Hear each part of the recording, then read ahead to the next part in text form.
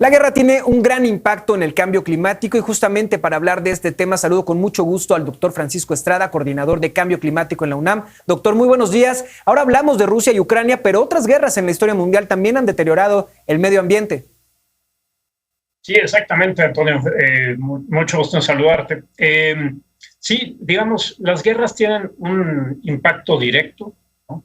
Que por lo general, dependiendo del tamaño de la guerra, pues tendrá un efecto, por ejemplo, en el clima a nivel más local o más regional, por la emisión de ya sea sustancias o gases de efecto invernadero y aerosoles atmosféricos.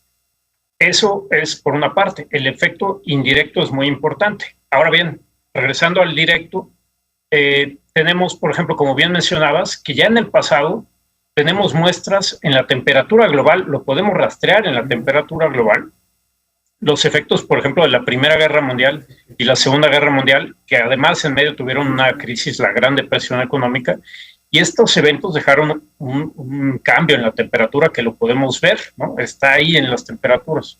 Sí. Pero guerras más chicas, el efecto más importante es el indirecto, el efecto que tenemos, por ejemplo, sobre la política energética, el efecto que tenemos sobre la política de emisiones, los efectos sobre inflación y el impacto que eso tiene, por ejemplo, en las decisiones socioeconómicas de los países.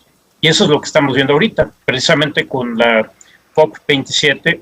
Una de las grandes incertidumbres es qué tanto apoyo internacional vamos a tener, qué tanto nos vamos a ir acercando a un desarrollo más limpio, a unas energías renovables, cuando tenemos el problema, por ejemplo, de Rusia y, digamos, el que ya no surte gas a Europa, ¿no? ¿Qué va a pasar? ¿Nos vamos a ir a otro tipo de combustibles más sucios? ¿Nos va a empujar a combustibles más limpios, energías renovables?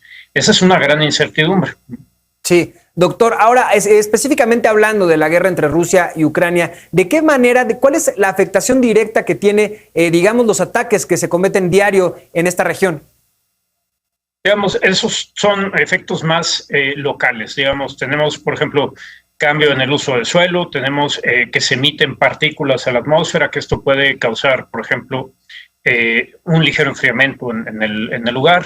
También tenemos emisiones de gases de efecto invernadero que contribuyen a cambio climático, pero ahí hay que hacer una distinción muy clara.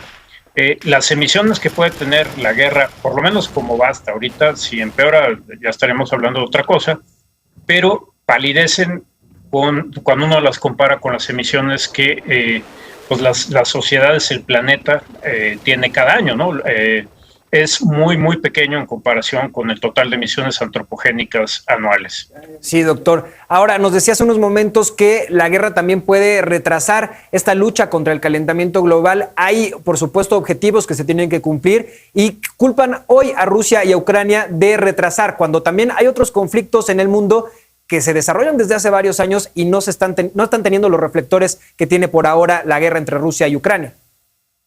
Sí, exactamente. Mira, yo creo que tienen los reflectores ahorita esta guerra entre Rusia y Ucrania, o más bien la invasión de Rusia a Ucrania, porque las posibilidades de que escale, ¿no? Esto podría escalar a, pues esperemos que no, pero digamos a un conflicto de tamaño planetario, ¿no?